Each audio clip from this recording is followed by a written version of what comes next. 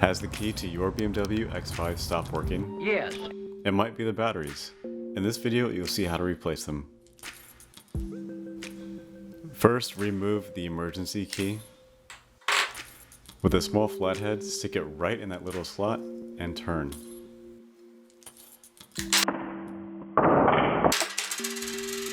Grab your new battery, which is a CR2032.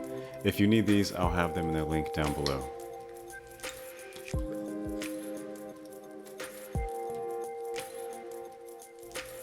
Put the cover back on.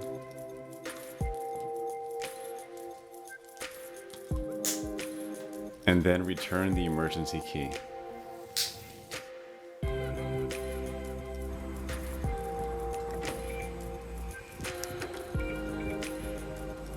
This. Pull that out.